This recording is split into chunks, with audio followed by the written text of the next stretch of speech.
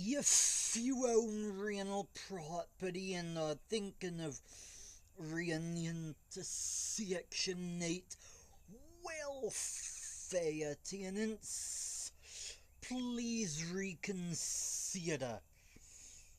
Section 8 is a huge nightmare. First of all, rent payments are usually delayed by a lot. The first month's rent is sometimes not even paid for several months after the tenant moves in. Second, inspections, and more inspections every year. At least once a year. Dwellings rented to welfare queens are inspected by the government. And the tenant has more rights than you do. Yep, it's said that welfare queens have more rights than those who actually work for a living, but hey.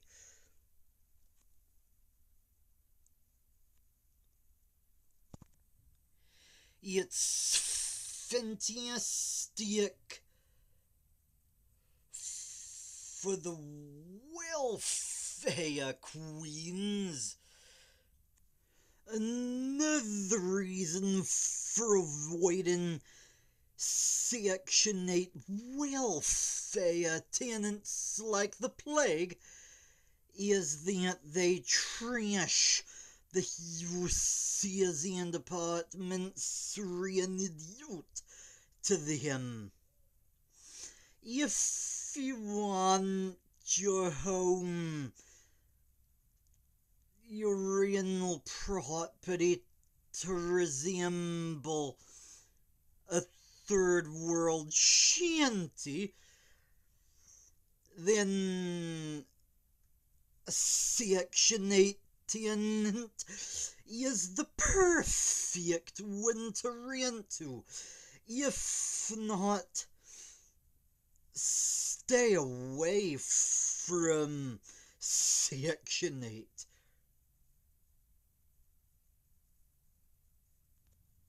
First of all, most welfare queens trash their homes so badly, those homes often resemble those on the show Hoarders.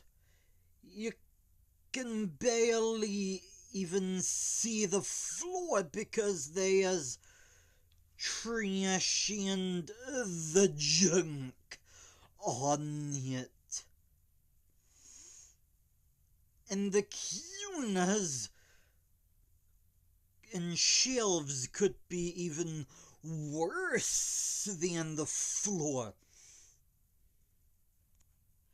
Sometimes it gets to the point where the property is no longer habitable, as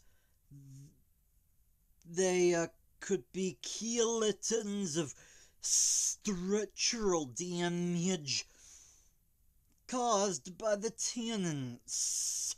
Yep, welfare queens can be real monsters when it comes to their homes and treating them like dirt. And if that wasn't bad enough, Section 8 tenants often conduct nefarious activities in the properties they rent, including drug uses, growing illegal drugs in the properties, brothels, conducting prostitution, and throwing lewd obnoxious parties, often well into 2, 3, or 4 in the morning, when most hard-working people are sleeping because they have to get up early in the morning to go to work, unlike their welfare queen neighbors. And that's another reason why welfare tenants are the worst kind of tenants to have. They tend to be rowdy and noisy, often to the point where they break municipal noise ordinances and annoy the neighbors to no end.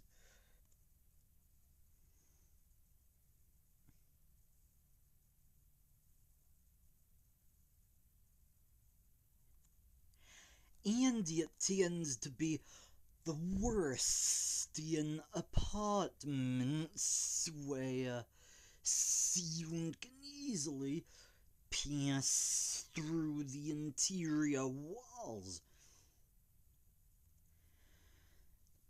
And the filthiness of the homes of welfare tenants usually extends beyond the walls of the individual house or apartment. It often extends to the corridors and lobbies in the case of many apartment buildings. The lawn of the property, and even to the whole neighborhood. I've been to areas that are quite disgusting and that I'd rather not touch with a 10-foot pole.